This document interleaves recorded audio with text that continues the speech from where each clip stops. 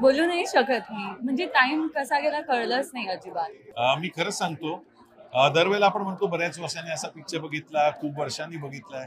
मी खरंच सांगतो, मला बंजारा सिनेमा इतका आवडला. म्हणजे गंमत वाटली, मस्त वाटलं, कारण की स्नेहला मी एकदम एवढूसा असताना बघितलंय, कारण माझं पहिलं व्यावसायिक नाटक शरद पोंक्षण बरोबरच होतं. आपला तिसरा सिनेमा कंटिन्यू जो चांगला सिनेमा मला बघायला मिळाला, मला मजा आली. गेला महिनाभर आपण ह्या फिल्मच्या चे प्रोमोज बघतोय, त्याचे पोस्टर्स बघतोय. सो मला खूप उत्सुकता होती की फिल्ममध्ये ऍक्च्युली आहे काय. बरं, पोस्टर पण इतकं सॉलिड होतं, सगळे बाईक्सवरती वगैरे बसलेले. छान चित्रपट, एक खूप वेगळी कल्पना आपल्या मराठी चित्रपटात न आलेली. या चित्रपटाचं कौतुक तर आहेच. खूप छान आहे.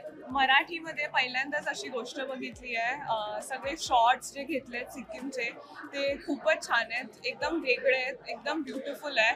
विश्वास कधी कधी आपल्याला व्होकली शब्दांमध्ये बोलून दाखवता येत नाही, पण तो रिइन्फोर्स करायचा असेल तर मला वाटतं हा सिनेमा जरूर बघावा. खूप आनंदित आहे, कारण की खूप वेगळा चित्रपट बनवला आहे स्नेहानी आणि ऑडियन्सचा असा प्रतिसाद मिळतोय. नाही, नक्कीच खूप वेगळी भूमिका होती आणि मला काम करतानाही खूप मजा आली.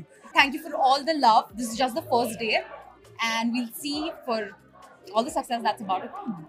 खूप वेगळा चित्रपट बनवलाय आम्ही आणि काहीतरी वेगळं करण्याचा प्रयत्न आहे. ऑनेस्टली मराठीमध्ये कधी असं झालेलं नाहीये.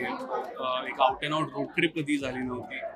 काही नाही, एक अतिशय कुटुंबाने एकत्र बसून बघावा असा सुंदर सिनेमा आहे.